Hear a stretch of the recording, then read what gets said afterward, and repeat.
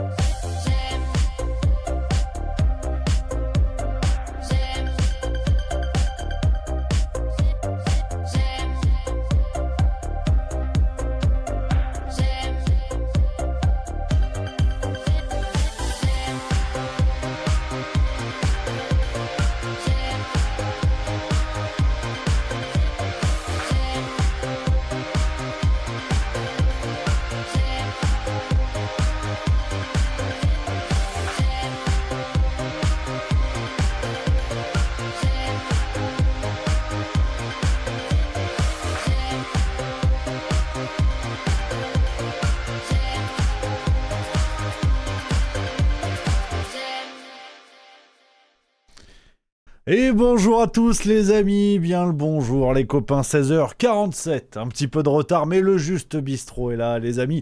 Nous sommes le mercredi 1er octobre 2025, ça y est, on est en octobre, c'est fini. C'est fini les strings, c'est fini le soleil, c'est fini les tongs, place à la fondue et au col roulé. On y est, ça y est, c'est octobre, c'est dégueulasse, de toute façon on peut pas blairer. Octobre c'est pas ouf, novembre c'est à chier. En novembre c'est le Vianney des mois de l'année, quoi. C'est vraiment le truc.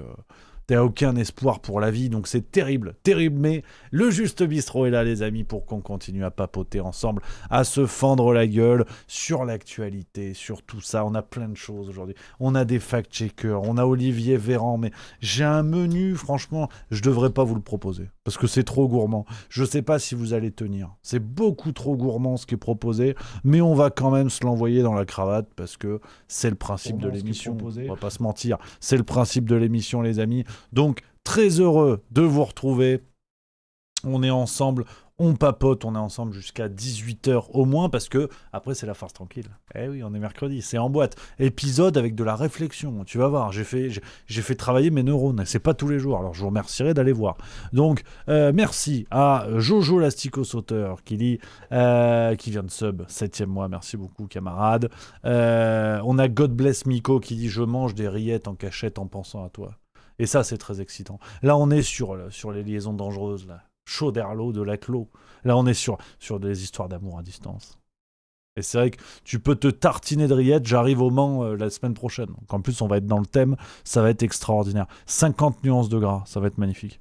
Ngrid Van Horstman qui dit le plus important, quand est-ce que l'on parle de bouffe? Et ben tu vois, voilà. Mission accomplie. On est déjà parti dans la rillette alors qu'il ne s'est rien passé. C'est magnifique. Et ça fait plaisir. Et les rillettes, c'est pas forcément en plus ce que je préfère. Tu vois, je vous le dis tout de suite, j'aime beaucoup la mousse de canard au Porto. Terrine de canard, tout ce qui est au canard globalement. J'aime beaucoup. Ouais. Alors le canard sauce Pfizer en ce moment c'est un peu moins bien. Le canard saveur ARN messager je suis moins fan. Mais quand on arrive à en shipper 100 c'est bien, c'est bon. Ah si c'est bon, c'est très très bon. Donc Vivi Lulu 68 nous dit ici c'est gâteau roulé à la bonne confiture de mûre. Ah, ça... Me parlez pas de ça. Ça va, j'ai bien mangé à midi, donc commencez pas comme ça. Mon Hervéro qui dit la rillette d'oie c'est une dinguerie. Ouais ça c'est vrai. Oh. Et Waini 833 qui dit moi je peux plus la mousse de foie, j'ai des aigreurs dans la nuit sinon. Merde. Ça m'arrange pas. Et c'est vrai que d'ailleurs, je vous dis ça, mais ça fait longtemps qu'on s'est pas mis un reportage sur la cuisine. Parce que j'avais fait ça il y a quelques semaines, rappelez-vous, j'avais dit ouais on est dans la détente, ceux qui disent ouais juste mieux, ils parlent de bouffe. Bah oui, effectivement, et je ne veux pas les décevoir, j'ai une réputation à tenir. Donc j'ai quelques sujets d'actu et à tout moment je vais claquer mon meilleur reportage sur une recette. Sur un coin de terroir. On va aller chercher des choses sympatoches. Ça peut même être de l'histoire de France, ça peut être tout et n'importe quoi en vérité. J'en ai aucune idée. Vraiment, je n'ai aucune idée de ce que je vais vous montrer, mais on va trouver et ça va être bien. Les copains. Kigali66 qui dit et la performance de Sacha contre l'Argentine. Vous en parlez. C'est quoi ça? Alors ça, j'ai pas vu. Kigali66, si tu peux nous préciser de quoi tu parles.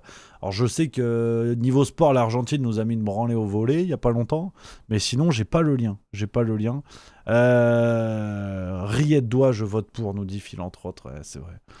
Ah ouais, non mais tu vois, j'ai envie de mettre un reportage tout de suite. Je cherche. On va se mettre un reportage sur la fabrication. Je cherche un truc que j'aime bien. On a déjà fait l'andouille. On a fait l'andouille de Guéméné. On avait fait les plats à Nice. C'était bon, ça, la pisse à la dire. Et Kigali66 qui dit au rugby. Ah oui, la performance de Cheslin, tu veux dire Cheslin Colby, qui nous a fait une belle fève. Et c'est vrai, à renvoyer le ballon dans son camp. Ça, c'était bien. Oui, je l'ai vu. Mais parce que je me disais, Sacha, c'est qui cette histoire? Qu'est-ce que tu racontes? Et effectivement, ça, je l'ai vu. C'était bien. Ah ouais, il y a le c'est pas sorcier sur le fromage. Alors ça, je me le garde au chaud, mais ça peut être 25 minutes de plaisir, ça. Ouais, je vais vous mettre de côté des trucs, je peux vous dire que ça va envoyer. Ça va envoyer du bois. On avait fait le comté aussi, je m'en rappelle. Ça, c'était bien. On avait fait le comté. Ah ouais, non, il y a des belles choses. Il y a des belles choses. Oh là là, arrêtez. Voilà, vous me lancez, j'ai faim, c'est terrible. Voilà, Zabou 1961, Tourte, Vallée de Munster. Alors attends, Kigali 66 qui dit non, tu n'as rien compris. Bah alors explique-moi, parce qu'effectivement, j'ai rien compris, camarade. Faut dire que c'était pas clair. Tu dois être de gauche, à mon avis. Je rigole. Faut que j'équilibre les blagues, parce que sinon, après, on m'accuse. En plus, aujourd'hui, on va parler de Sarah Knafo. Alors, décidément, hein, c'est... Forcément, il faut que j'équilibre, sinon je suis dans la merde. Griven Horseman qui dit perso c'était mac and cheese hier. Alors mac and cheese non. Oh non. Oh non non non, déjà c'est américain. Mac and cheese non. Je suis désolé, arrêtez. Un bon gratin de pâtes, pourquoi vous faites chier appeler ça mac and cheese? Vous me foutez des coquillettes, un peu de crème, du fromage, de comment ça s'appelle, du clou de non pas pas le clou de girofle. La noix de muscade, ça donne un bon goût. Et on n'en parle plus, arrêtez avec vos histoires de mac and cheese, là. Gaëtan Seguin 38 qui vient de sub 8e mois, merci beaucoup. Donc, les amis, on va y aller un petit peu sur les sujets d'actualité. Et puis là, je peux vous dire que je vais vous couper l'appétit. On a commencé à parler nourriture. Là, je vais détendre tout le monde. Parce que, il l'a dit, il l'a fait, pour une fois. On va aller voir Olivier Véran, qui est devenu présentateur TV. Et je peux vous dire que j'en ai vu des choses dégoûtantes. Mais alors là, il est nul. Déjà, la prise de parole d'Olivier Véran, on s'en rappelle, quand il était ministre, c'était pas non plus un concours d'éloquence. Alors maintenant qu'il a la téloche, c'est quelque chose. Sur la chaîne YouTube, alors, je vous rappelle le dossier pour ceux qui n'ont pas suivi. Michel Simès, le médecin de plateau, qui devrait plutôt soigner ses patients qu'essayer de soigner les audiences, il a lancé sa propre chaîne qui s'appelle Mieux. Alors, on ne sait pas ce que c'est, il a une fréquence TV mais pas publique, donc c'est un truc qui est sur la Freebox, je sais pas quoi. C'est diffusé, tu dois avoir 3 pimpins qui regardent. Je suppose qu'il a reçu du pognon pour ça, sinon c'est pas marrant. Et parmi les présentateurs, il y a Olivier Véran. Voilà, il a raté sa reconversion dans la chirurgie esthétique. Finalement, il fait de la télé. Alors, regardez la chaîne. Il y a 417 abonnés. Donc, on est sur une concurrence directe avec la chaîne de Julien Pain. Il y a vraiment un match de est-ce qu'on peut passer en dessous de 0, qui semble apparemment la question la mieux partagée. Voilà, Julien Pain qui a une tête d'avance, qui a 682 abonnés sur YouTube en ce moment. Donc on l'embrasse. Allez-y, c'est important. Voilà, on aide les jeunes créateurs, évidemment, parce que quand il n'y a plus de pognon public, c'est une galère, et tout le monde n'y arrive pas forcément. Et oui, on pense à Juju. Think to Juju. Voilà, évidemment. Donc, cette chaîne Mieux, ça s'appelle Mieux, il y a Olivier Véran qui est présentateur dessus, et la vidéo de sa première émission, c'était il y a 2 semaines, il a fait 428 vues. Donc, c'est pas un concours de sgeg sur les vues, mais autant te dire qu'à mon avis, voilà, c'est pas le nouveau Drucker. Et on va regarder. Parce que moi je dis, il faut laisser sa chance au produit. Voilà. Il y a un côté cobaye, ce qui nous rappelle la belle époque de quand il était ministre. Il faut essayer. Donc on va regarder. Et je veux personne qui dit oui, Rémi, j'en peux plus. Si tu continues, je me finis et je m'écoute l'intégrale de Zaz. On est courageux. On regarde et on verra ce que ça donne. On ne sait pas. Peut-être c'est bien. En 1900, en France, on vivait 45 ans. 50 ans plus tard, en 1950, on vivait 65 ans. Et aujourd'hui, on a une espérance de vie qui dépasse les 85 ans. Alors jusqu'où ça va aller? Certains grands partisans de la révolution technologique commencent à dire que la longévité est en marche et que peut-être ceux qui vivront des siècles sont déjà nés. Ça vous fait peur? Ça vous fait envie?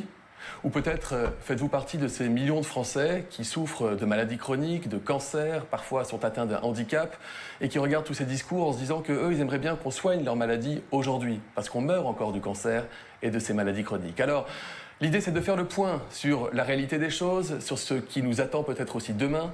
Et comme je n'ai pas de boule de cristal, eh bien, je vous propose de partager avec moi l'expérience de celles et ceux qui font cette recherche et cette innovation. Ils seront chaque émission de Tech Care sur mon plateau pour témoigner d'abord de ce qu'ils ont développé pour vous et ensuite de leur vision de ce que l'innovation pourrait permettre en santé demain. Au programme du jour, j'ai choisi un thème qui va vous parler, j'en suis sûr, c'est ce qui nous touche le plus, la santé des enfants. Eh oui, comment est-ce qu'on fait quand on est parent, quand on est grand-parent, quand on est aidant pour prendre mieux en charge la santé de nos petits bambins? Pour nous en parler, je recevrai d'abord Lily qui fera avec nous et pour vous un tour d'horizon des innovations qu'elle est allée glaner ça et là partout sur la planète.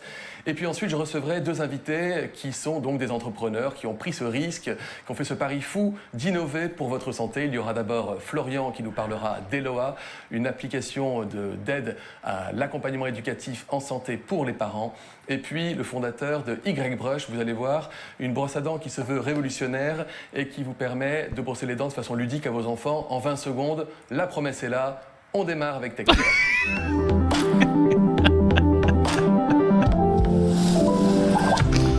Aujourd'hui, je vous l'ai dit, nous allons nous intéresser à la santé des familles. Et pour commencer, Lily, bonjour. Bonjour. Vous vous êtes penchée, je le disais tout à l'heure, sur les transformations, les innovations, les technologies qui vont chambouler le quotidien des familles. Vous êtes allé regarder un peu partout à travers le monde. Qu'est-ce qui vous a marqué en particulier ? Alors pour commencer, j'ai choisi de vous parler de la chirurgie pédiatrique assistée par robot. En clair, ça veut dire que le chirurgien n'opère plus directement avec ses mains, mais pilote des bras robotisés à distance via une console. C'est une technologie qui est de plus en plus présente dans les blocs opératoires parce qu'elle permet des... C'est insupportable. J'ai pas tenu plus. Je suis désolé. Non. Alors, il y a on se doit l'honnêteté. Il y a peut-être une question de personne. C'est pas impossible que ce soit lié à la gueule d'Olivier Véran. Mais aïe, aïe, aïe, aïe. Ah, c'est terrible. C'est terrible. C'est pas son métier.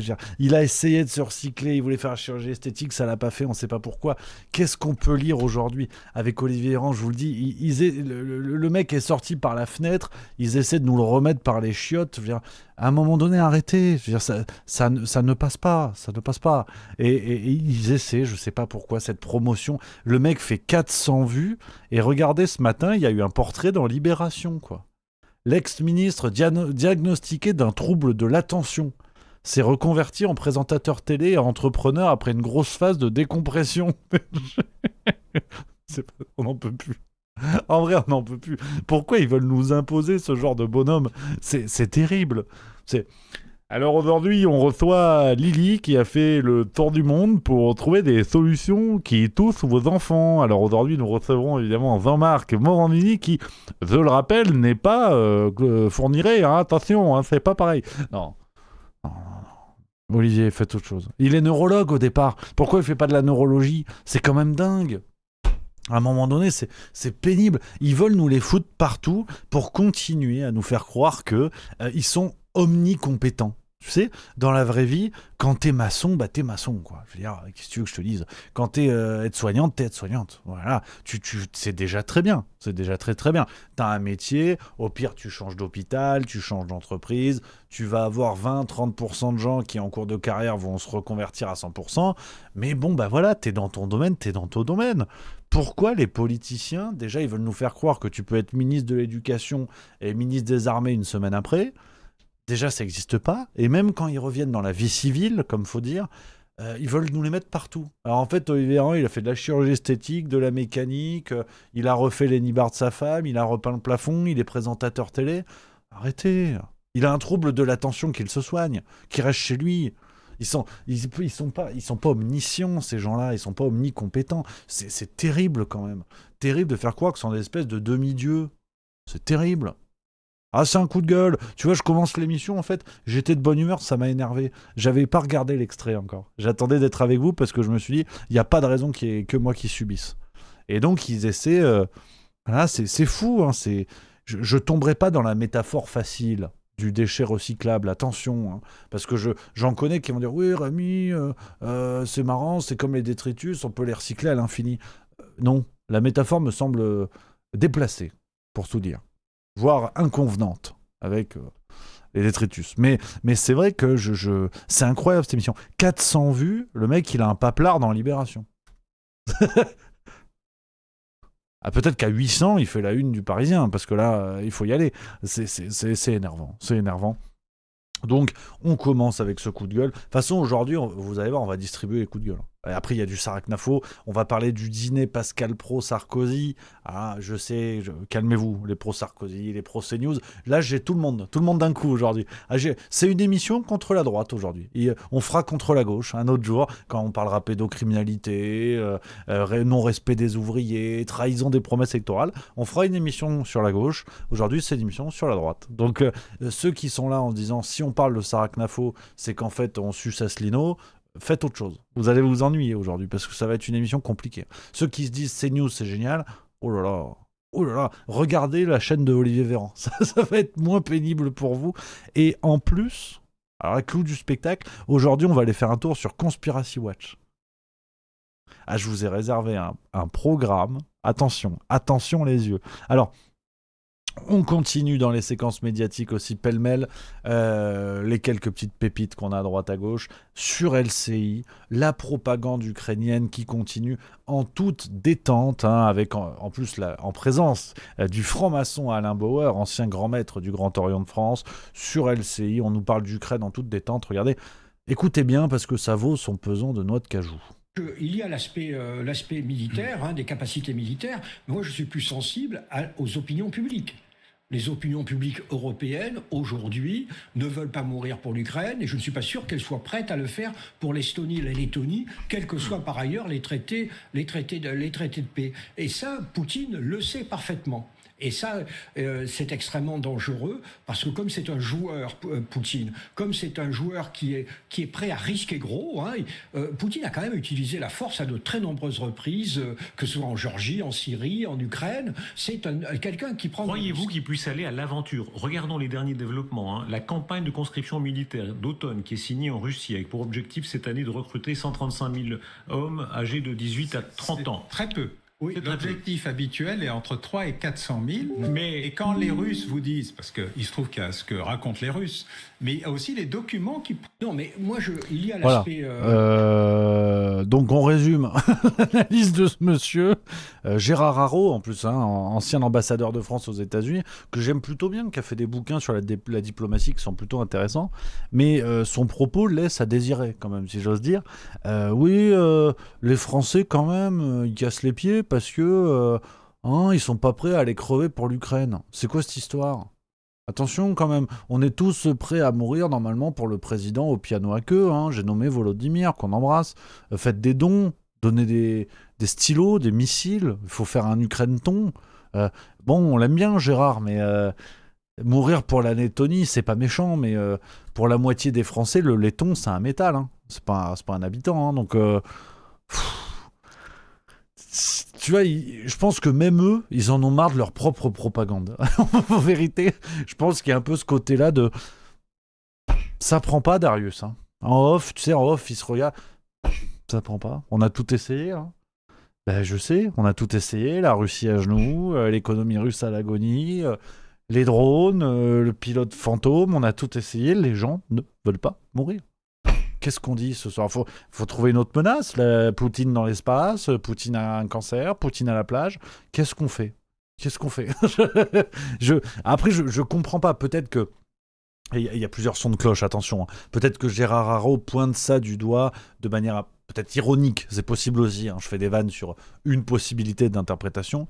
Mais peut-être que Gérard Haraud souligne le fait, justement, qu'à un moment donné, il faut arrêter les frais et que l'opinion publique s'en branle, tout ça, parce qu'elle a raison de s'en branler. C'est possible aussi. Il y a mon Gaëtan Seguin, 38, dans le chat, qui dit « Je trouve, Rémi, que c'est pas ce que j'ai compris du discours, mais tu as peut-être raison. » C'est vrai que c'est intéressant de mettre en avant plusieurs sons de cloche, mais c'est vrai que même eux, ils sont fatigués, quoi. Alors, je sais pas, je veux pas prêter des intentions à Gérard Haraud, mais d'ailleurs, Haraud sur les intentions. Il faut parler ancien français pour la comprendre, cette blague. Mais j'ai l'impression qu'ils sont fatigués aussi. Envoyez-leur des vitamines sur LCI, parce que moi, la propagande, j'aime bien, honnêtement, mais j'aime bien quand ça a du gaz, un peu, quand il y a de l'énergie. Tu vois, quand tu dis Poutine, les nazis, si on fait rien, demain l'Alsace, ils auront tous des bottes et des petites moustaches. C'est bien. Voilà. La propagande, il faut qu'il y ait de l'ambiance. Parce que si tu te fais chier et que c'est Christine Bravo qui te dit tous aux abris, on s'emmerde. Non, mais voilà. Pour une propagande avec des vitamines. comme dirait Brigitte Macron, une propagande avec des couilles. Ça, c'est important.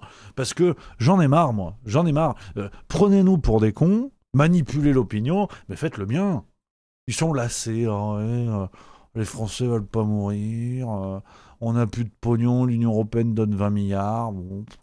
Non, c'est pas ça qu'on veut. Ambiance Goebbels. Allez, on y va. Il y a des aigles, il y a des flammes. Il y a Poutine. Il veut envahir La Rochelle, il paraît.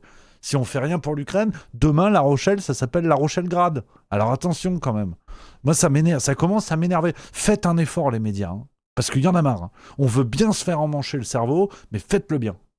C'est du respect que vous devez aux citoyens. La déontologie de mentir, mais avec ferveur. Et ça, c'est important. N'oublions jamais. Merci à mon Dimcop pour le subprime 23e mois. C'est important. Voilà, je lance un message de prévention à tous nos médias, CNews, LCI, Gulli, Equidia, vraiment allez-y quoi. Déboîtez-nous les neurones, mais avec de l'énergie, avec du gaz, on veut qu'il y ait de l'ambiance, on veut qu'il y ait une ambiance un petit peu là. Feu d'artifice, c'est important.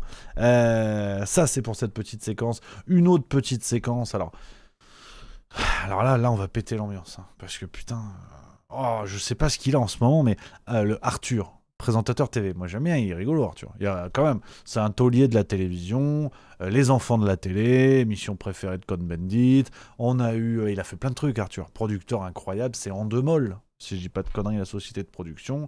Donc, producteur de premier plan. On l'aime pas, il a quand même fait des trucs de fou. Il fait vivre la télé française avec quelques autres depuis 20-30 ans. Donc, super, vraiment super, bravo à lui. Mais je sais pas ce qu'il a en ce moment, Arthur. Il casse l'ambiance, il casse les pieds. Il a fait un livre. Il a fait un livre, tout le monde s'en cire, évidemment, ça va encore finir avec 2000 exemplaires vendus, tu vois, tout au mieux. Mais il a surtout fait la une de la Tribune dimanche, Nous les Juifs. Ouais. Alors le livre s'appelle, tu vas voir, je vais te trouver les pages. Ça s'appelle... Attends, c'est où ? Tac, tac, tac, je sais plus. Alors ça, c'est des Na'vi, ça n'a rien à voir. Ça, c'est Avatar. Voilà, c'est là, regarde. Voilà, il a écrit un livre qui s'appelle « J'ai perdu un bédouin dans Paris ». Voilà, après je vous donne l'actualité. Vous en faites absolument ce que vous voulez. Et il a déclaré, il y a un passage du livre... je vous lis l'article de la Tribune dimanche parce que vraiment, ça mérite le détour. Il dit « L'amuseur en chef qui depuis 30 ans offre l'arrogance de sa bonne humeur nous fait cette fois entrer dans l'intimité de sa douleur, se met à nu et pas qu'au figuré. Ainsi raconte-t-il cette nuit à Tel Aviv où le hurlement de la sirène retentit alors qu'il est sous la douche et où il court vers le Miklat, l'abri anti-bombe de son appartement. Je m'écroule contre le mur, nu, entièrement nu, accroupi sur un sol froid, le dos glacé, le rythme cardiaque affolé, et à cet instant, j'ai comme une révélation. Quand tout s'effondre, il reste notre identité, pas nos titres, pas nos biens, juste ce que nous sommes, indestructibles. Je suis un juif, nu, dans un abri, et c'est tout. Bon, je l'aime bien, Arthur. Moi, j'adore le présentateur, il n'y a pas de problème. Mais est-ce qu'on ne peut pas donner aux Juifs des meilleurs représentants en France ? Voilà, je dis juste... Enrico Macias, Arthur, est-ce qu'on a fait un sondage pour nos amis juifs de France ? Est-ce qu'ils ont envie d'être représentés par un chanteur et un présentateur TV drôle ? Non. Peut-être pas, je veux pas parler, mais pourquoi on impose des représentants comme ça, des porte-paroles de la parole juive en France ? Pourquoi Enrico, ils font les dégommés, cette séquence-là. Enrico Macias, qu'est-ce que c'est ? Vous vous rappelez cette histoire sur les députés LFI ? Parce que je suis dans l'imitation en ce moment. Ils font les dégommés. Et là, Pal Capro, il dit comment ça c'est une expression, Enrico. Non, ils font les dégommés, fini pain.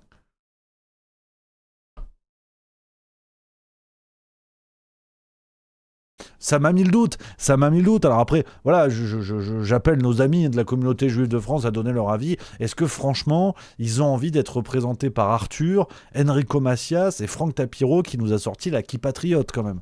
Faut pas l'oublier celle-là. Qu'est-ce qui se passe, tu vois ? Mais le problème d'Arthur, moi ce qui m'enquiquine un petit peu, c'est pas que je l'aime pas Arthur, attention, pas de ça chez moi, mais il abuse un peu, tu vois, il abuse un peu. Il était dans C'est à vous, le 30 septembre 2025, parce que sans nul doute, c'est le futur Goncourt. Là, le bouquin, il va en vendre 600, 700, avec une promotion de taré. Écoute ce qu'il nous a dit. Vraiment, j'étais d'ailleurs sur France Inter lorsque ce livre, je l'ai décidé après une interview. J'avais été reçu par la journaliste Sonia De Villers. Et en sortant de l'interview, mon téléphone, je vous jure, j'avais jamais vu ça. Au début, j'ai reçu quelques messages de gens qui m'avaient dit, des gens assez... Je ne m'attendais pas à ce genre de messages. Merci d'avoir parlé en notre nom, merci d'avoir mis des mots. Et après, c'est devenu, mais je dis un tsunami, mais j'ai jamais vécu un tsunami. Mais pour moi, c'était indescriptible la violence des messages que j'ai reçus, à tel point que Meta, qui s'occupe des comptes Facebook et Instagram, ont fermé mes comptes en me disant on est à 1000 messages minutes, 1000 menaces de mort minutes. Je crois que vous n'imaginez pas ce qu'est un raid numérique. Et je l'ai vécu dans ma chair et ma vie a donc changé automatiquement. Je veux pas abuser. Loin de moi l'idée de mettre en doute la parole d'Arthur, attention. Mais 1000 messages par minute, après un interview de France Inter, c'est pas possible. Il n'y a pas autant d'auditeurs. C'est pas possible. Non seulement il n'y a pas autant d'auditeurs, et il n'y en a pas autant qui savent utiliser les smartphones et les réseaux sociaux. Donc faut pas déconner. 1000 minutes, c'est beaucoup. 1000 par minute. Alors, d'ailleurs, il dit 1000 messages, après il dit 1000 menaces de mort. Voilà. Automatiquement. Ça se transforme automatiquement. 1000 messages égale 1000 menaces de mort. Peut-être que dans les 1000, il y en avait 5 qui étaient là en mode bravo Arthur. C'est possible aussi. Hein. Je pose des questions. On est chez Juste Milieu. Je ne fais pas de procès, attention. Mais c'est vrai que... c'est beaucoup, hein. C'est beaucoup. Hein. Donc, j'envoie tout mon soutien à Arthur. Mais voilà, peut-être il peut fournir le message de Meta pour certifier la donnée, ce qui rendra évidemment, ce qui lui offrira encore plus d'empathie, parce que là, on aura un élément. Mais je trouve ça peut-être un peu beaucoup. Voilà, je peux pas vous mentir. Je peux pas vous dire autrement. Merci à Falcula Stéphane qui vient de sub, c'est un tout nouveau sub, merci beaucoup. Dites-moi dans le chat ce que vous en pensez. Il y a Jojo l'asticosauteur qui dit on nous demande de pas tout mélanger, et ces gens mélangent tout. Les Palestiniens, c'est pas le Hamas, et les Juifs ne sont pas Bibi, effectivement. Donc ces gens font des amalgames, je suis complètement d'accord. Anarchy08 qui dit Rémi, quand c'est Blanche Gardin qui te sort la même absurdité, t'étais moins dubitatif. Alors, avec plaisir, si tu peux m'envoyer la séquence, parce que j'ai pas souvenir d'une séquence de Blanche Gardin qui explique qu'elle a eu 1000 menaces de mort dans la minute, enfin par minute, ou déclaration approchante, hein, j'imagine bien que c'est pas exactement pareil. Mais si t'as le lien ou une référence, je veux bien regarder, parce que dans ce cas, je suis peut-être pas au courant de la déclaration de Blanche Gardin, et par cohérence intellectuelle, il faudrait que je dise la même chose. Je suis complètement d'accord. Mais c'est vrai que ça fait beaucoup. Ça fait beaucoup. Je peux pas vous dire le contraire, mais après tout, pourquoi pas. Hein. Pourquoi pas. Donc voilà. Voilà. Peut-être c'est vrai. Hein. Peut-être c'est vrai. On sait pas. Hein. On sait pas. Les amis, on y va sur une séquence. Là, je sais que je devrais pas le faire. Parce que je sais ce qui m'attend. Je sais déjà. J'ai déjà vécu. Mais je vais le faire. Parce que j'aime bien. Je commence à prendre goût un petit peu. On va parler de Sarah Knafo. On va parler de Sarah Knafo. Comme je vous l'ai dit, aujourd'hui, c'est une émission un peu orientée, plutôt contre droite et extrême droite. Voilà, j'annonce la couleur. Chacun son tour. Je peux pas être sur tous les dossiers. Hein. Donc, chacun son tour. Demain, je mettrai des bastos à la gauche. Déjà, je l'ai fait hier sur la future escroquerie du NFP. Donc, chacun son tour. Voilà. Et c'est vrai que moi, comme je suis une sorte de demi-gros, si tu veux, je suis gourmand, mais je fais gaffe. Et c'est l'expression qu'utilisent les jeunes maintenant. On dirait, t'es dans la sauce. Bon, au départ, je suis très premier degré. Donc moi, on me dit, t'es dans la sauce. J'aime beaucoup, j'aime la sauce. La sauce viande, la mayonnaise, la béarnaise, la moutarde en grains, le ketchup, sauce barbecue, sauce algérienne, sauce samouraï, la sauce tortue, la sauce blanche, la sauce... bon, je vais pas vous faire toute la liste. Mais on va remettre une petite quand même sur Sarah Knafo parce que je l'aime bien. Alors, elle est super. Vraiment, elle passe bien à la télé, mais une Miss France de Stockomanie. Rien à dire. Elle est impeccable. Elle sourit bien, le brushing, il est nickel, tout va bien. Tout va bien, elle passe super bien. Mais peut-être qu'elle prend un peu ses électeurs pour des cons. Peut-être, un petit peu. Là encore, je suis pas affirmatif, mais je voulais souligner plusieurs déclarations de Sarah Knafo ces derniers temps. Vous connaissez mon point de vue là-dessus, on va jouer carte sur table. Je considère que Sarah Knafo est une sorte d'Emmanuel Macron en puissance, qui va permettre au système médiatico-politique de se maintenir. Je vous renvoie vers mon livre « Politique française, le guide de survie » où j'explique tout ça avec évidemment des éléments, avec évidemment des preuves. Et je considère que Sarah Knafo est une créature du monde médiatico-politique pour justement répondre à ce besoin croissant de citoyens qui ont envie d'une parole différente, supposément dissidente, supposément opposée à Macron et au système en place, et Knafo incarne ça. Mais tout comme Macron incarnait en 2017 le renouveau de la politique, tout ça. Donc je vous donne mon point de vue de manière claire, transparente, comme ça. Ne perdez pas de temps, si jamais vous regardez le replay ou quoi, ne perdez pas de temps, chers amis, les gens qui sont plutôt pro-Knafo, c'est tout à fait votre droit, je ne dis pas que je détiens la vérité, je vous donne mon point de vue, je vous donne mon analyse là-dessus, qui est parfaitement subjective, qui est mon analyse à moi, et je n'ai pas la prétention de vous dire arrêtez de voter pour elle ou votez pour elle. Le jour où je le fais, d'ailleurs, désabonnez-vous. Donc ne perdez pas de temps à faire des commentaires en disant « mais tu fais ça parce que tu l'aimes pas », au moins c'est acté, oui, je ne l'aime pas. Parce que pour moi, elle incarne la perpétuation du système médiatico-politique qui réussit à fabriquer des candidats qui vont toujours dans le sens, vous savez, des moutons qui quittent un peu le troupeau. C'est les moutons qui s'éloignent. Il faut envoyer des chiens de berger.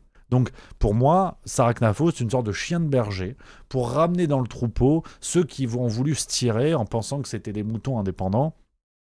On les ramène avec ce genre de chien de berger. Vous avez compris la métaphore, vous avez compris l'idée. Donc, les pro-Knafo qui me sont déjà tombés dessus, je propose une analyse. Vous n'êtes pas d'accord, avec grand plaisir. Soyez constructifs, débattons ensemble, mais ne m'inventez pas des histoires de « je suis soumis à Asselineau » pour essayer en fait de démontrer pourquoi je m'en prends à Sarah Knafo alors qu'elle est parfaite, qu'elle est pure et parfaite et que tout ce qu'elle dit est parole d'évangile. Non, ne vous fatiguez pas à ça. Asselineau est tout à fait sympathique. Je trouve que sa position politique, je l'ai déjà dit plusieurs fois, c'est en train de tourner gentiment à la pompe à vélo, à pas vouloir faire d'union pour faire 0,5 au présidentiel. Donc, vraiment, ne m'inventez pas une amitié qui n'existe pas parce que j'ai plein de griefs avec Asselineau et je les ai déjà dit, je les redirai. Donc, essayez pas de vous rassurer en disant Rémi dit ça de Sarah Knafo parce que. Je dis ça de Sarah Knafo parce que je dis des trucs sur tout le monde. C'est l'esprit de la maison. Donc, je radote, je le répète, mais c'est toujours bien de poser un petit peu les bases. Merci à Fu8 pour le subprime 18e mois. Alors, pourquoi je vous dis tout ça ? Nouvel épisode de la saga Knafo qui est beaucoup intervenu récemment concernant la taxe Zuckman. Alors, vous avez entendu cet économiste d'extrême gauche. Merci à Isa Tricotte pour le sub 43e mois. Économiste alors, rangé à l'extrême gauche, en tout cas avec un prisme de gauche clairement assumé,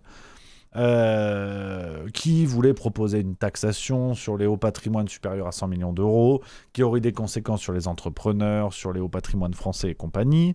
Là encore, là-dessus, moi, je trouve que comme toute idée économique, il n'y a pas de vérité absolue, ça se saurait. L'économie est cette science qui est tellement imparfaite qu'il n'y a aucune théorie qui a réussi à s'imposer jusque-là. Et donc la taxe Zuckman, elle est soumise aux idéologies. Côté gauche, on est plutôt d'accord. Côté droit, on n'est pas d'accord. Donc, j'ai pas la vérité absolue. Vous en pensez ce que vous voulez. Ça vous regarde. Et n'étant pas un gros spécialiste de l'économie, je vais même pas réussir à pouvoir vous démontrer ça ou ça. Donc, au moins on est tranquille. Autrement formulé, démerdez-vous. Sarah Knafo, qui est plutôt rangée à l'extrême droite de l'échiquier, si on prend la classification basique, certes injuste, on est d'accord là-dessus. Sarah Knafo, évidemment, en bonne porte-parole de l'extrême droite, elle est montée au créneau pour dire l'extrême droite, on n'aime pas trop les étrangers, mais on aime bien surtout les entreprises. Parce que c'est comme ça, on aime l'entreprise, on aime...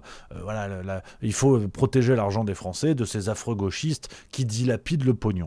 Bon, je vous la fais courte, mais on est à peu près là-dessus. Et Sarah Knafo, elle nous a fait une super vidéo. Elle est super, la vidéo. Moi, je l'ai trouvée super, la vidéo. Où elle explique que c'est pas bien, la taxe Zuckman. Écoutons-la, c'est encore elle qui en parle le mieux. Il continuera même de vous appauvrir. Car les dépenses de l'État, c'est toujours vous qui les payez. Vous et personne d'autre. Dernier point. La gauche vous ment quand elle vous dit « Ils n'ont qu'à payer eux tant qu'on ne vous demande pas à vous de payer ». Car en réalité, juste après eux, la foudre fiscale va s'abattre sur vous. Parce que va-t-il se passer ? Ces ultra-riches dont on parle vont partir. Ils n'ont aucune raison de rester dans le seul pays du monde qui les ponctionnera autant. La conséquence est logique. Si au restaurant vous étiez 8 pour payer l'addition et que le 8e s'en va, vous vous retrouvez à 7 pour payer. Et imaginez si le 8e était le plus riche, celui qui allait payer le vin. Résultat, vous payez plus parce que l'addition, elle, n'a pas baissé. Et c'est bien ça le problème. Donc ce qu'il va se passer, c'est que la gauche va ensuite abaisser le seuil d'imposition. Après les ultra-riches, ce sera les riches, et puis les classes moyennes, et puis tous ceux qui gagnent normalement leur vie, et puis nous tous. Bref, la taxe Zuckman ne va pas appauvrir les ultra-riches qui vont partir, mais nous, elle va tous nous ruiner. Cette taxe devrait rapporter péniblement 5 milliards d'euros, soit 12 fois moins que le plan d'économie d'urgence que je propose. La seule solution, vous l'avez compris, c'est de baisser les dépenses. C'est que l'administration arrête de dire... Voilà, donc Sarah Knafo, alors autant moi je suis nul en économie, visiblement elle est pas beaucoup mieux, hein, parce que l'exemple du truc du restaurant, le plus riche qui paye le vin se tire, tu payes à 7... quand même, hein, et qui paye le yaourt à 8 € dans ce cas-là, hein, dans les nuits de palace. Donc non, faut pas déconner non plus. Je réclame un peu de respect de la part de Sarah Knafo pour ses électeurs, parce qu'il y a quand même une volonté assez ferme de prendre les gens pour des cabécous, hein. Sans déconner, les exemples sont bidons. Cette espèce d'argumentation à 2 balles de si on taxe les riches, ils vont partir, c'est quand même formidable, parce que depuis Mitterrand en 80, alors qui n'est pas le meilleur exemple de lutte contre les riches, mais depuis l'arrivée de Mitterrand en 81, le discours de la droite est le même, de dire si vous taxez les riches, ils vont partir. Bah, ils sont toujours bien là, hein, quand même, hein. Ils achètent des médias, t'en as une belle collection qui est là quand même. Donc c'est quand même bluffant. Et puis à la limite, même quand on taxe pas les riches, ils s'en vont parce qu'on vend des entreprises aux États-Unis, parce qu'on délocalise, tout ça. Donc, sincèrement, l'argument de taxons pas les riches parce qu'ils vont partir, faut arrêter les conneries. Il y a vraiment je trouve, à titre personnel, une fois de plus, et de manière purement subjective, je trouve que Sarah Knafo prend ses électeurs pour des cons. Mais ça va plus loin que ça. Vous avez bien entendu ce qu'elle nous dit, la taxe Zuckman va péniblement, j'insiste, péniblement rapporter 5 milliards d'euros. Donc, tu vois, elle te dit ça avec un ton, c'est pas beaucoup, 5 milliards. Elle dit, c'est 8 fois moins ou 12 fois moins, je sais pas comment elle dit, que le plan d'urgence qu'elle propose, avec plein de mesures dedans.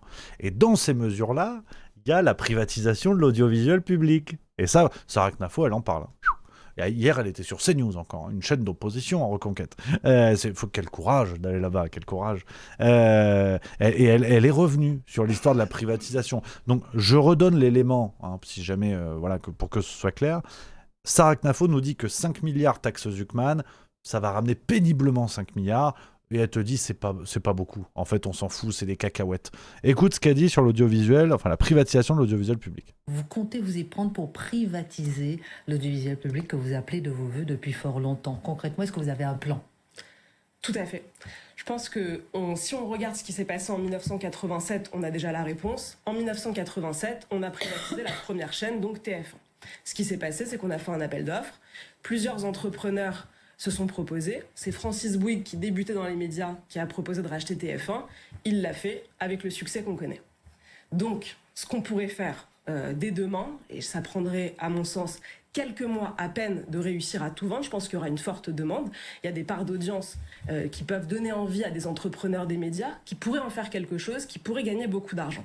Ce qu'a réussi TF1, c'est faire passer donc une chaîne qui bénéficiait de subventions publiques à une chaîne rentable, qui fait 300 millions de chiffre d'affaires, alors qu'à côté, il y a une perte de 40 millions pour les chaînes de l'audiovisuel public, pour France Télévisions, et en plus, qui bénéficie de milliards d'euros de subventions publiques.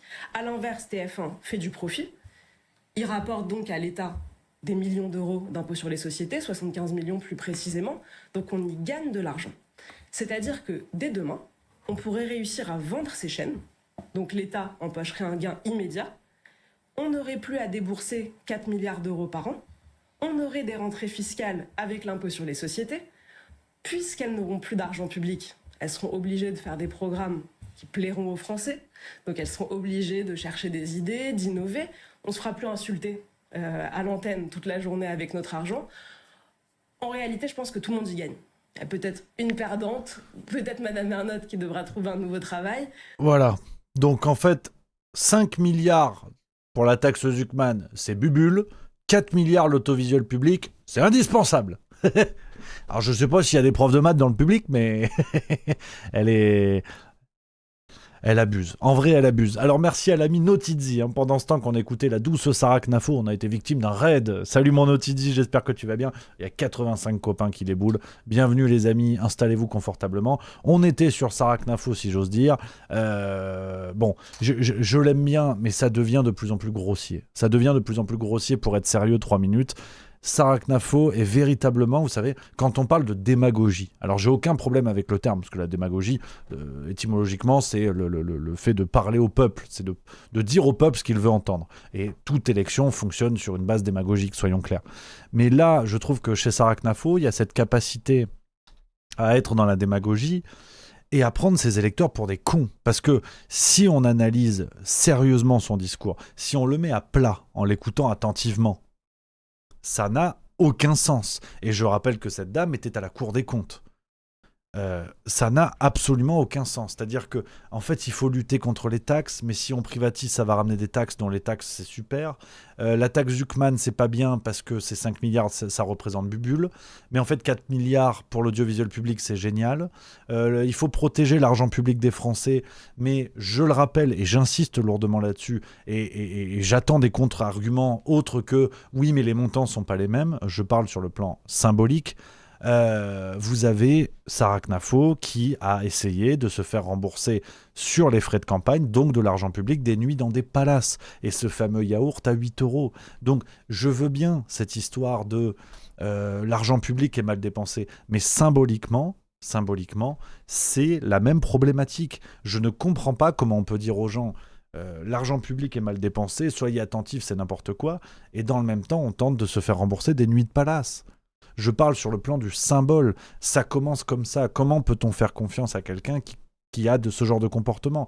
Alors, après, ça dépend aussi où on met le curseur. Parce que si je cherchais la petite bête, je pourrais vous dire que Reconquête, c'est 200 ou 300 000 € aussi de subventions au parti. Et là aussi, c'est de l'argent public. Pourquoi Reconquête ne se financerait pas exclusivement sur des fonds privés pour donner l'exemple ?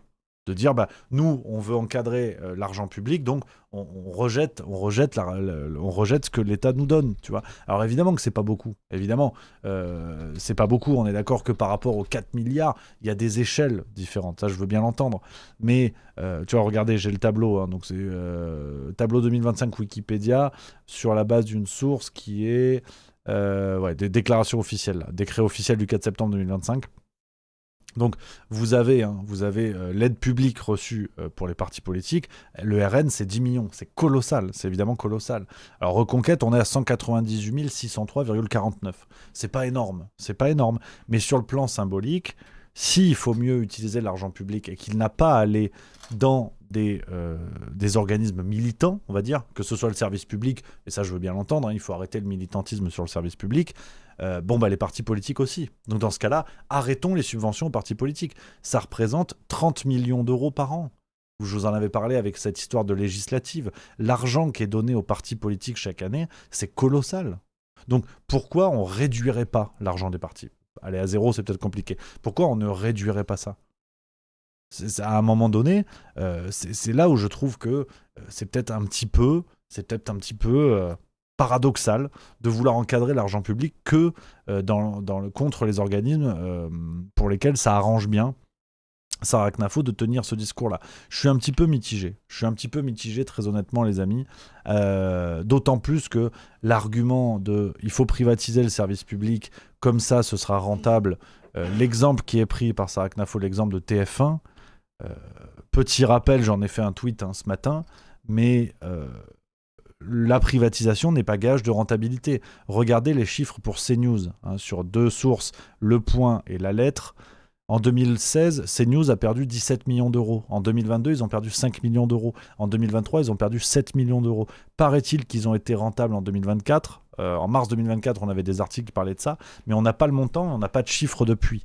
Donc, en plus, quand je vous dis qu'on est dans une forme de démagogie débilisante de la part de Sarah Knafo, c'est que quand elle nous explique que la privatisation va être gage de rentabilité, et qu'elle dit ça sur CNews, qui est une chaîne privée qui n'est pas rentable si on la prend depuis sa création, faut pas. Enfin, là vraiment, c'est abusé. Là vraiment, c'est abusé.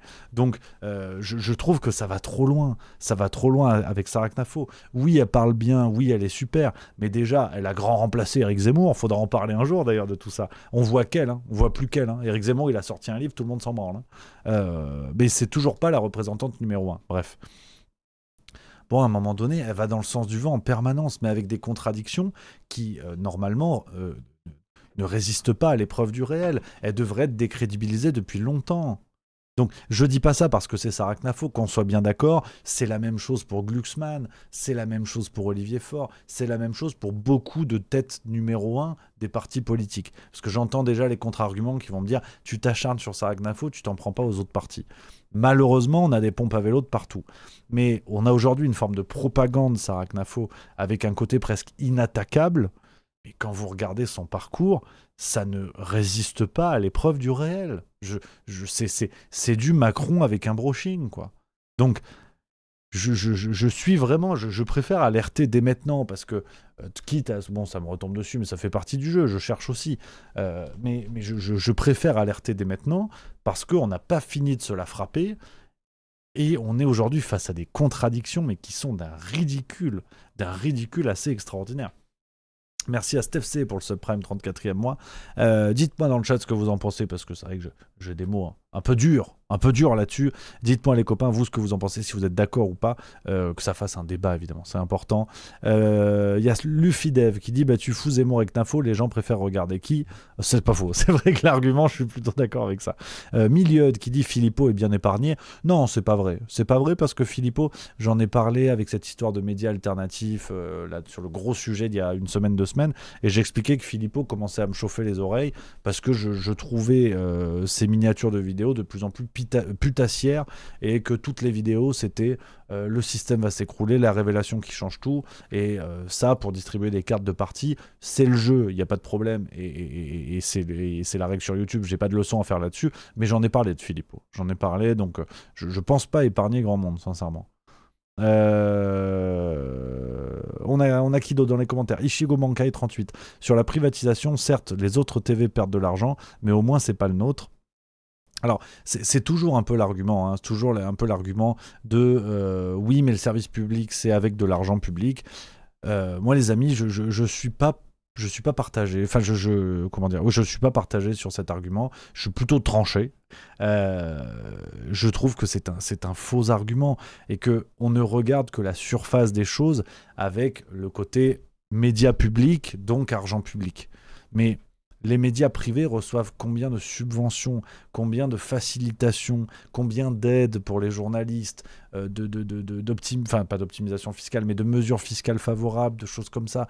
Si on veut aller au bout, il faut être cohérent. Moi, ce qui me pose problème, c'est ça. C'est que Sarah Knafo va hurler contre l'argent public qui est mal utilisé, mais on ne l'entend pas dire « Nous, chez Reconquête, on rejette l'argent public. On veut incarner notre discours. » Moi, c'est ça qui m'embête. C'est une forme de cohérence qui devrait aller jusqu'au bout. Et ça marche pour tous les partis politiques qui font des grandes leçons en disant « L'État utilise mal le pognon. » C'est qu'on en parle sur les endroits électoralement viables.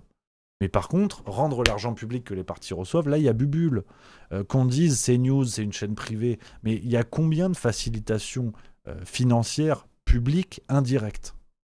Est-ce qu'on peut se poser cette question-là? Est-ce qu'on peut la mettre sur la table pour être cohérent jusqu'au bout? Parce que sinon, c'est trop facile. C'est trop facile de dénoncer quelque chose dont vous recevez des fruits indirectement. Ça, tu vois, je sais pas, t'as un bureau de tabac chez toi, tu sais très bien que le mec est un corrompu, tu sais qu'il verse des pots de vin au maire pour avoir des facilitations, tu passes tes journées à dénoncer ça, mais tu vas quand même acheter tes clopes là-bas parce qu'il te fait 20% de réduc. Tu vois, c'est un truc qui m'embête un petit peu. Par exemple, Sarah Knafo, sur l'argent des Français qui est donné à l'excès à l'Union européenne, qui est ponctionné par Bruxelles, là on l'entend pas. Son salaire de députée européenne, il y a aussi de l'argent des Français, et plus largement, il y a l'argent des citoyens volé par le système de l'Union européenne. Donc, c'est une question de cohérence globale à un moment donné. Que, tu vois, quelqu'un comme François Ruffin, alors qu'il y a une pompe à vélo, les coups montés avec Macron, c'est ordurier, ça aussi, on est bien d'accord. Mais bon, François Ruffin, c'est un mec qui te dit, son salaire de député, il le réduit et il donne le reste à des assos.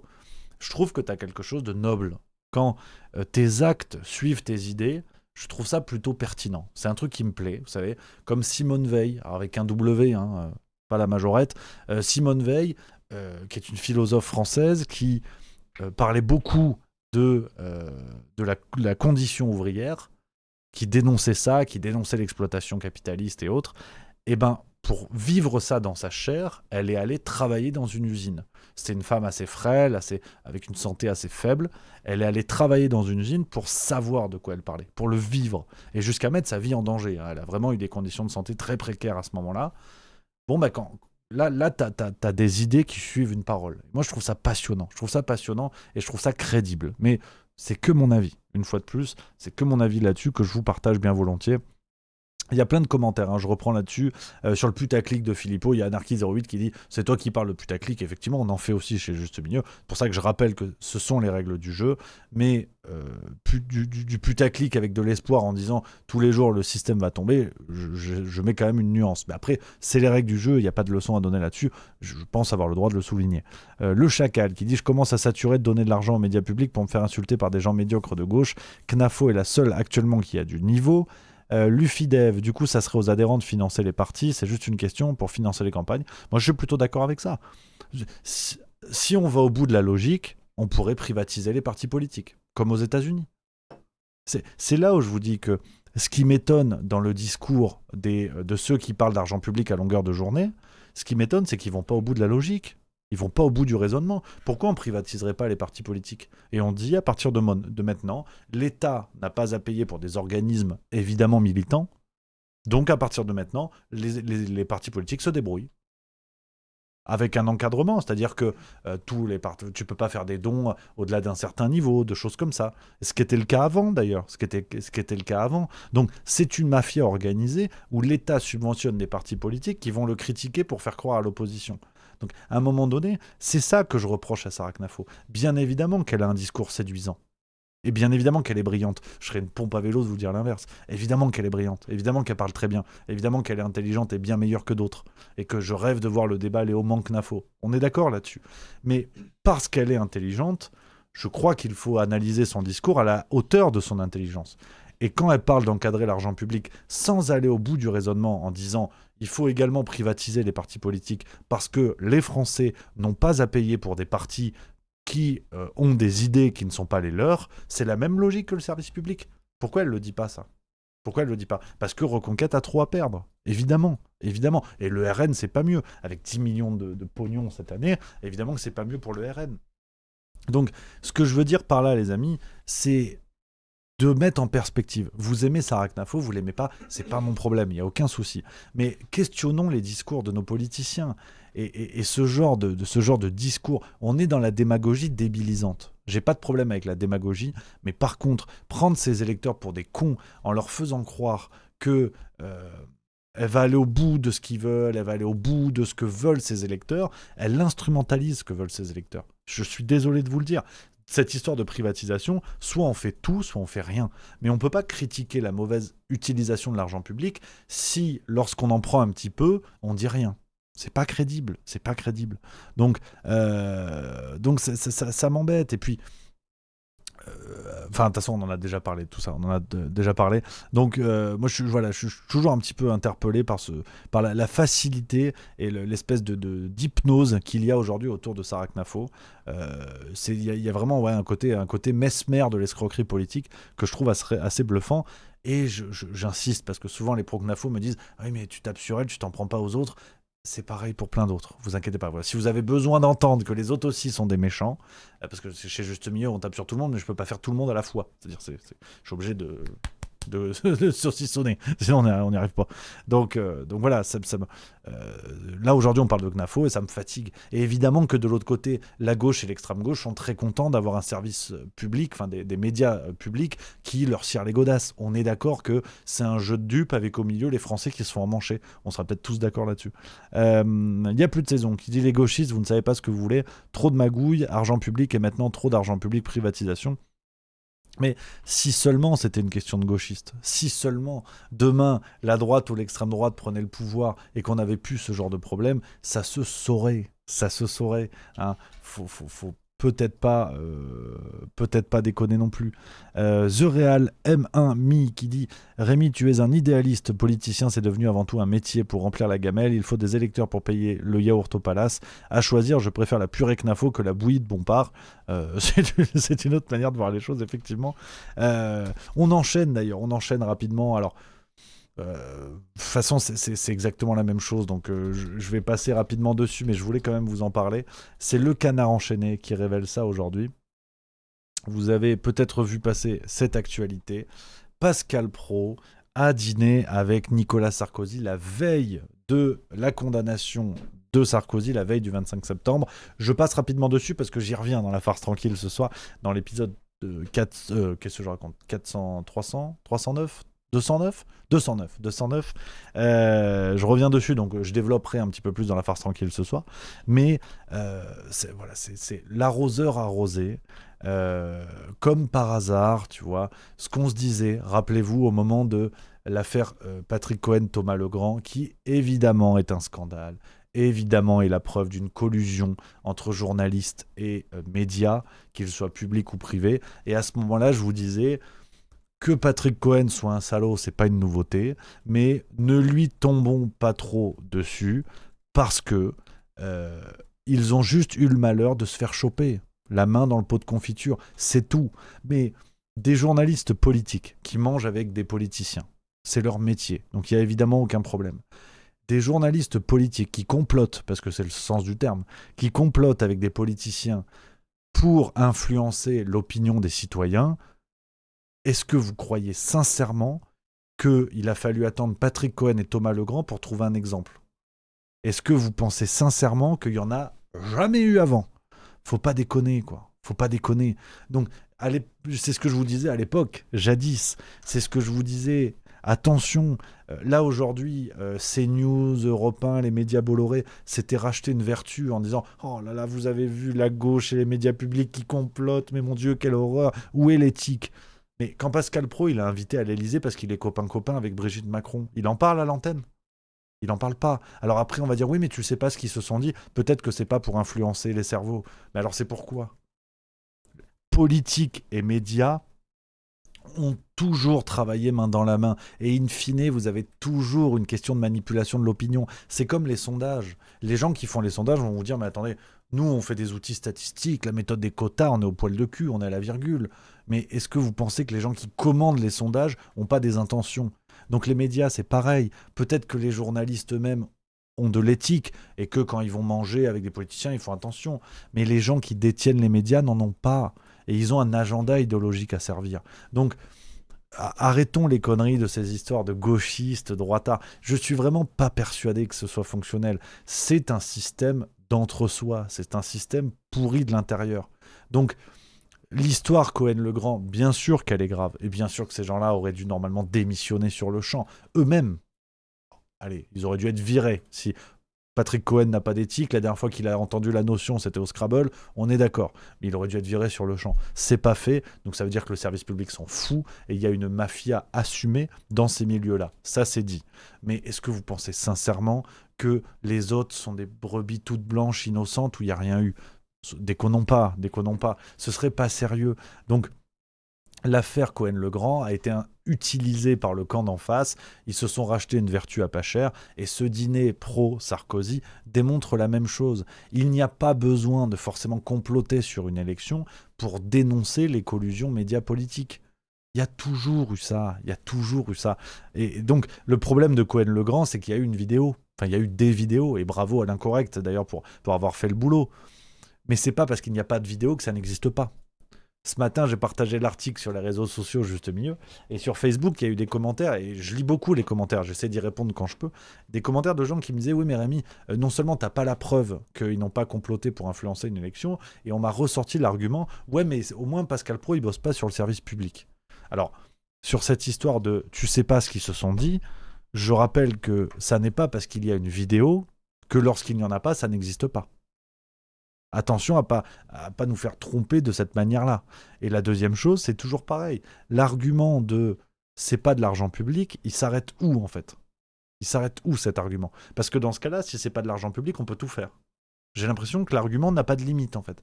Il n'a pas de limite morale. Moi, je vous parle pas d'argent. Je vous parle juste que des journalistes politiques qui outrepassent leurs fonctions pour aller faire copain-copain avec des politiciens, l'idée même, sans parler d'influencer des élections ou d'influencer les gens, cette idée-là, de toute façon, elle est néfaste. Tous ces gens-là se rencontrent dans des cercles de copinage, pour ne pas dire francs-maçons et compagnie, et c'est que quand ils ont décidé d'influencer une élection et qu'ils le disent et qu'il y a une vidéo que ça compte. Mais tout le reste, ça compterait pas. C'est-à-dire que tous les clubs qui existent, le siècle, la franc-maçonnerie, ce genre d'endroits sélects où ils se retrouvent, il n'y a pas de problème. Le problème, c'est l'affaire Cohen-Legrand parce qu'il y a une vidéo. Mais c'est pas parce qu'il n'y a pas de vidéo que le reste n'existe pas. Donc c'est ça qui me fatigue un petit peu, les amis. C'est ça qui me fatigue parce que Pascal Praud qui dîne avec Sarkozy la veille, c'est évidemment problématique. C'est pas seulement une recherche d'information, soyons sérieux. Pascal Praud, qui est un intime du couple Macron, qui s'est rendu plusieurs fois à l'Élysée, qui déjeune à l'Élysée. Je vous ai fait une vidéo là-dessus. Je vous renvoie vers cette vidéo, les amis. Moi, je suis vraiment partagé à un moment donné, parce que je pensais qu'avec le Covid, on avait... Voilà, c'est cette vidéo-là, hein, regardez. Il y a 1 an maintenant. Je pensais qu'avec le Covid, on avait compris des choses. Je pensais que on n'allait plus être dupe aussi facilement, qu'on n'allait pas réussir que le système n'allait, enfin en tout cas, allait plus difficilement réussir à nous monter les uns contre les autres. Et en fait, c'est fastoche, quoi. C'est fastoche. L'affaire Cohen-Legrand, t'as tous les droitards qui disent, vous avez vu, c'est les gauchistes qui font ça. Nous, on fait pas. Et quand t'as le pro-Sarkozy, t'as des gens qui disent oui, mais au moins c'est pas de l'argent public. C'est sans fin, c'est sans fin. Ce système est vérolé de l'intérieur et ça n'est pas une question de couleur politique.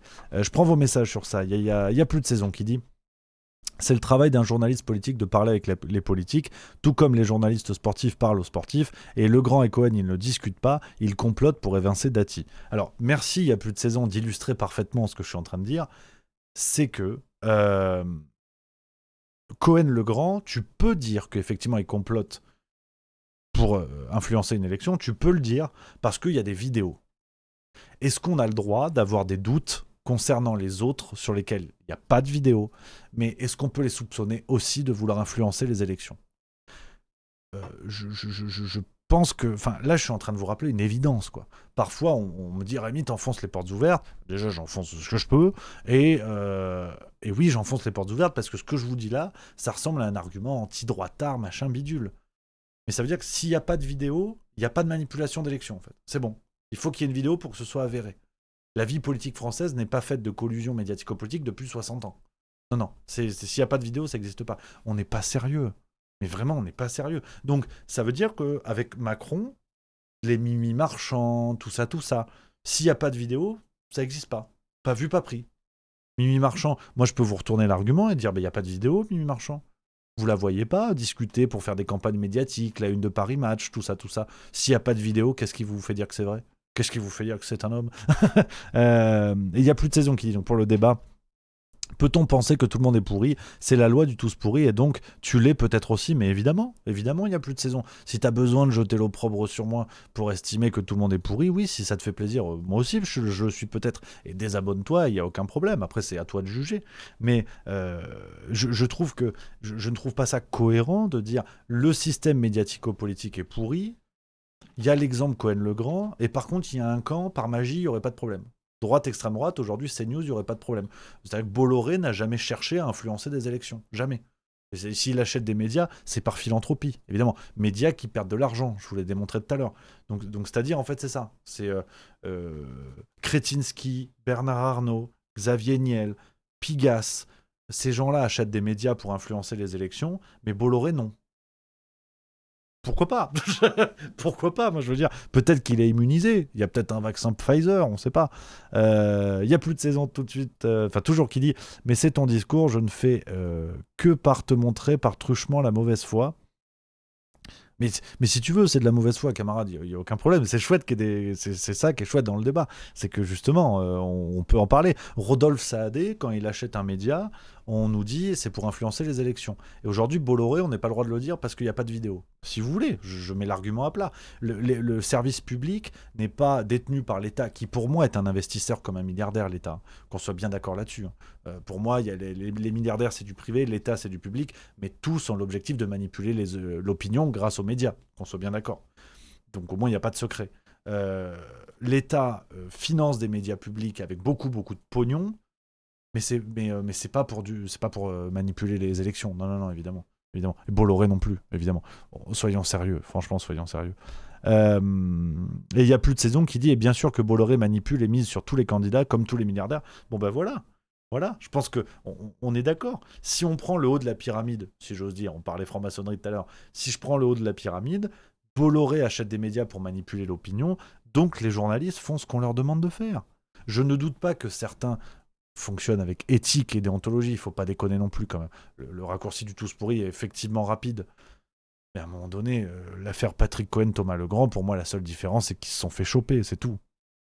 Et il y a Plus de Saison qui dit non, désolé, l'État n'est pas un milliardaire, l'État c'est nous. Je pense que tu fais exprès, il y a Plus de Saison parfois de détourner un peu les propos. J'ai bien compris que l'État, c'était pas monsieur Maurice État, milliardaire. Enfin, déconne pas non plus, quoi. On est dans le débat, on est dans la discussion. Caricature pas non plus ce que je dis. Enfin, j'essaie de discuter, d'apporter des arguments. Je suis au courant que l'État, c'est pas une personne qui est milliardaire. Merci. Merci beaucoup, quand même. Laurent Robin qui dit si on regarde plus la télé et qu'aucun candidat n'est apte à suivre ses convictions, il nous reste quoi ? Il nous reste qui ? Quelle est ta solution pour sortir de la solution pourrie actuelle ? Mais comme dit, je vous dis pas que... comment dire ? Évidemment que c'est problématique que les milliardaires et que l'État, qui n'est pas un milliardaire, influence l'opinion. Évidemment que c'est problématique.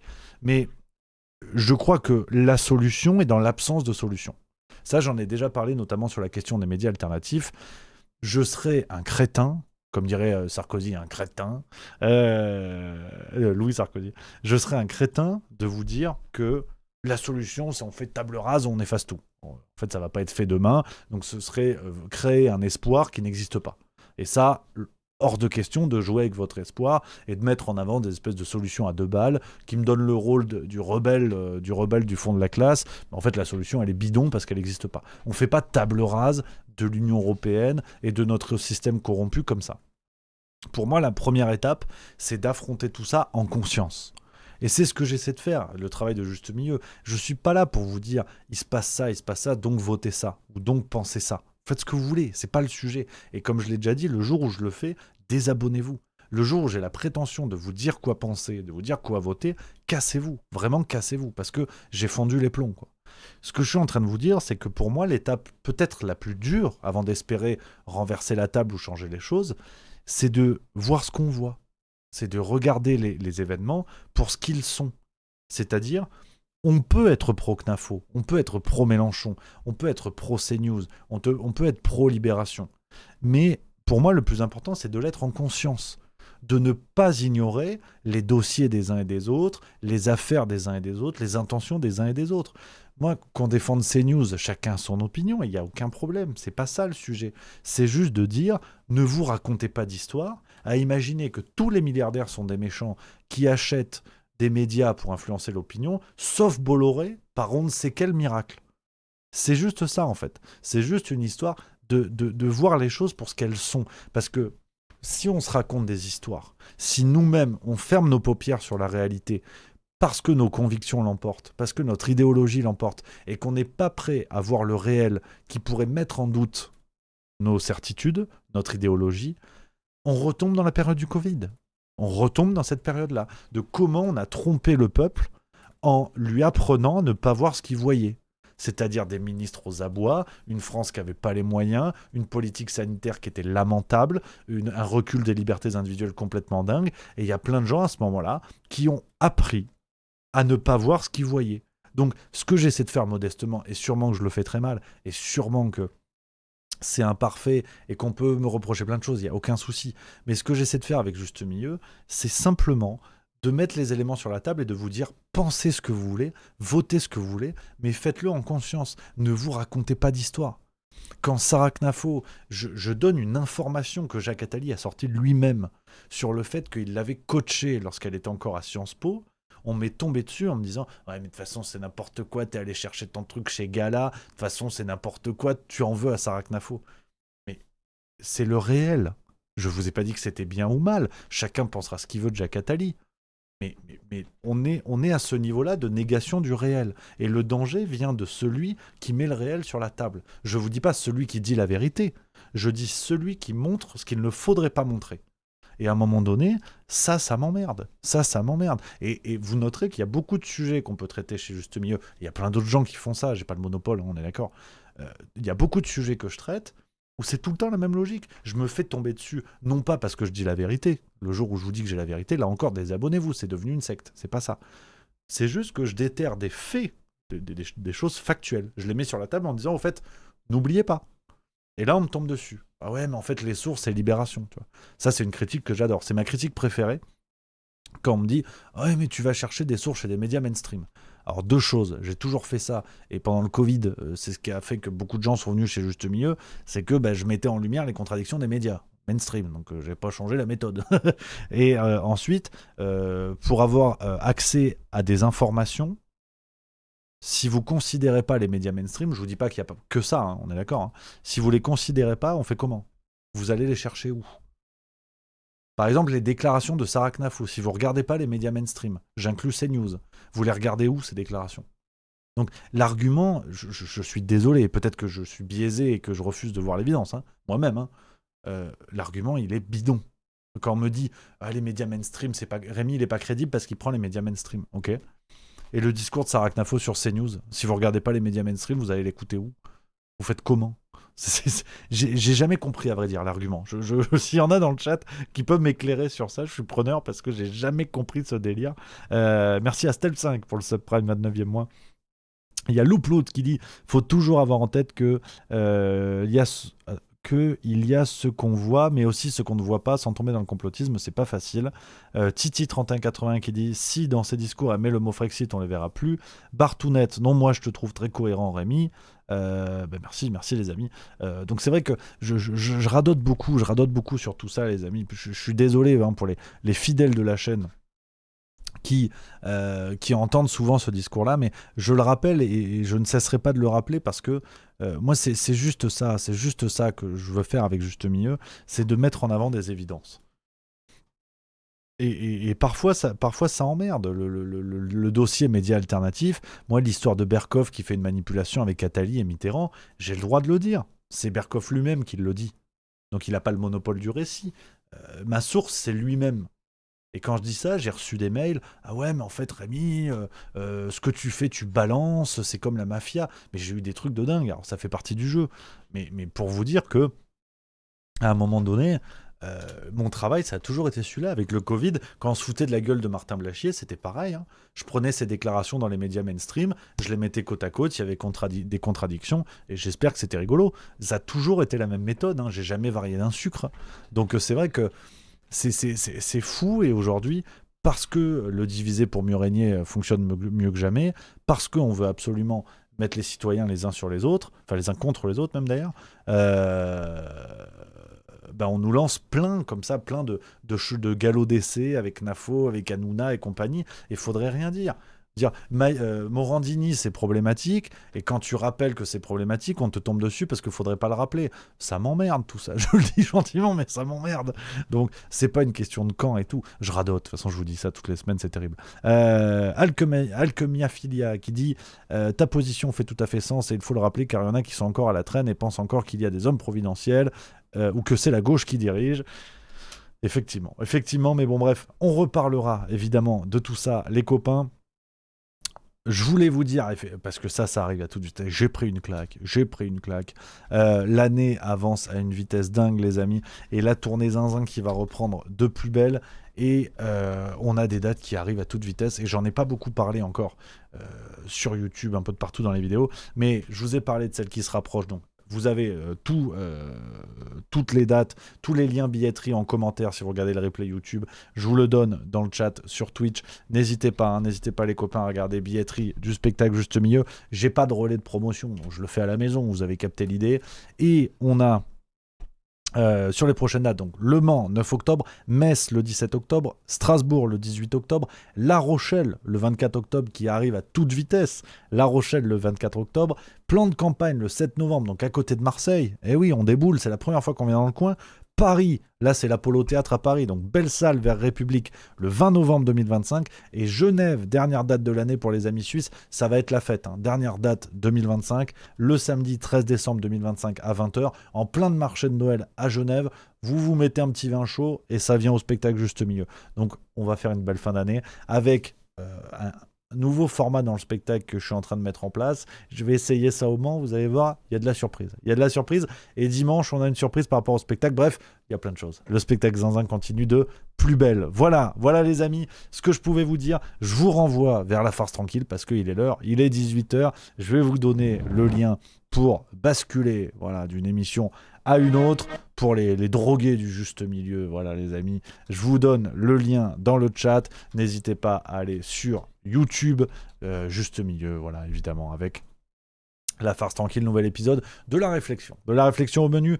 Les amis, je vous donne rendez-vous demain 16h45 pour le Juste Bistrot. On va parler d'un bouquin que j'ai lu il n'y a pas longtemps, extraordinaire, avec énormément de révélations, d'informations, l'attentat de Nice, l'affaire Naël, les gilets jaunes qui ont été espionnés, enfin des trucs énormes. On va prendre le temps de décortiquer ce bouquin, vous le savez en ce moment, j'ai l'esprit Let It Be à l'ancienne, l'esprit bouquin, donc rendez-vous 16h45 et on ira voir du côté de Conspiracy Watch.